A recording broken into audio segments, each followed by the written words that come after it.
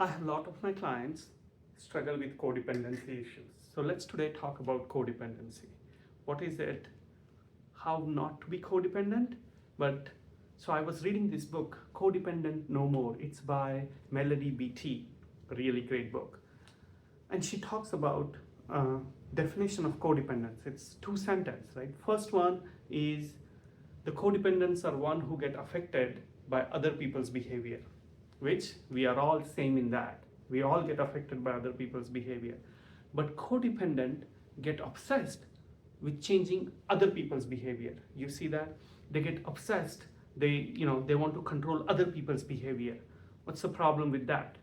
We don't have control over them. You barely have control over ourselves, our own feelings. How can we go control other people's behavior? I like one quote which says, it's very hard to find happiness inside ourselves, but it is impossible to find in others. All right, so let's go talk about this concept she talks about. I really like it. It's called drama triangle. Okay. So what drama triangle is, it's a 3 stages that codependent go through. So codependency is this addiction on other people.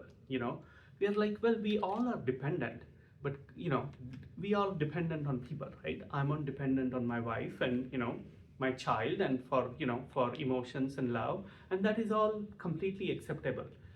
Codependent they are completely dependent. They are addicted to them, so they are happy only if their object of their addiction, object of their focus is happy, right? If my wife is happy, then only I can be happy. If she is mad, then I don't know what to do. I'm way more aware of that person's emotions and what that person is going through than my own feelings. All right. So how does this start? Right. This is typical phase. It starts with what I call is rescuing.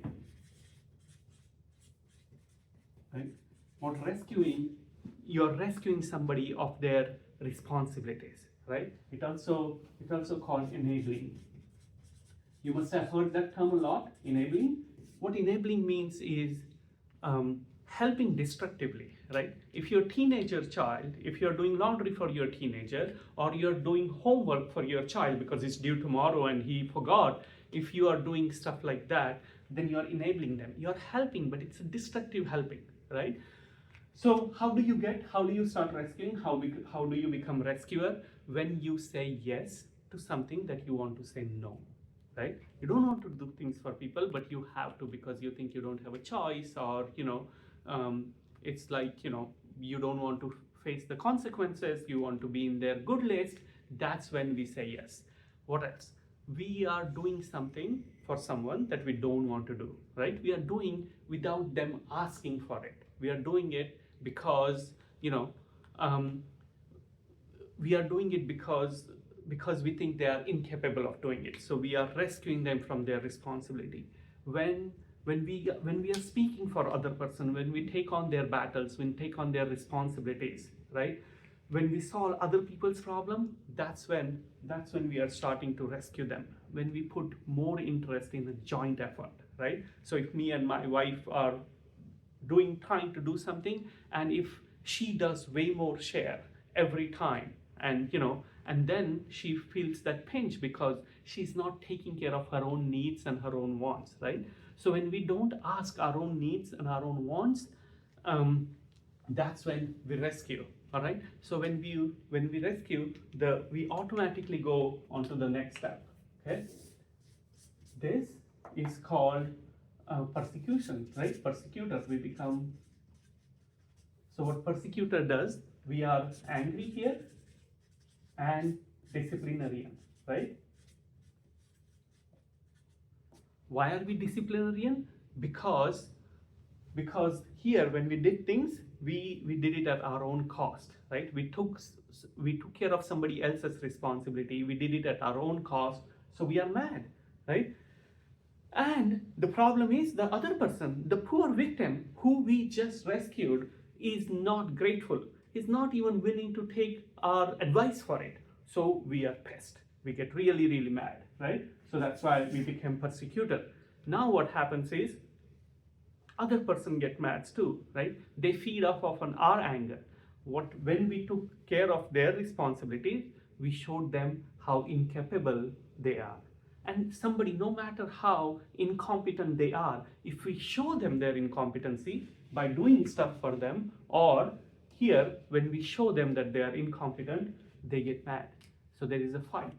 And then what happens? We go down here, okay? This is victim phase. So this is victim stage. Here, we are sad and we are depressed, okay? Because we did everything and we were used. People are ungrateful to us. They are unappreciative of us. You know, we were used again. We were unappreciated again. And here, this is sad phase. We sit here because, you know, over and over again, we feel that we have been used, we have been underappreciated, unappreciated, and we are victim. This is lonely and sad place to be. So guess what? Guess what we are going to do next? Moment we gather some energy, we are back here, rescuing somebody again, right? We promised never to rescue again, but there we are. And some of us, we just live in there. We rescue people, we take care of their responsibilities, then we get upset because we didn't want to do it for them. And we are like, oh, I want you to be independent. I want you to be on your foot, take care of yourself. And then we get mad. Nobody likes to be feel incompetent. We showed them that. So there was a fight, and back we are here. You know, that doesn't have to be fight. Somebody are just stonewall it, right? They won't react. They are not appreciative of us, that we think, oh, we went above and beyond to do stuff for you, and you're not even caring. Well, of course you're not, because you're showing them they're incompetent. Nobody wants that. They're back here, and we just live on this triangle. A lot of us just live on this triangle. That's one of the big things of codependent behavior. I hope some of you relate with this, right? So what's the solution? The solution is right here, right? Not to rescue, to take care of yourself first. Have some detachment. Let people fail. It's okay to, you know, for people to fail, and help them when they need it, when they talk about it, where it is, you know, there is a lot more, you know, where they feel, you know, showing them their responsibility, helping them. It's not destructive help, helping them rightfully, you know. Those are some of the ways to not enabling them, not rescuing them, not getting involved into people pleasing. I hope this has been helpful for you guys.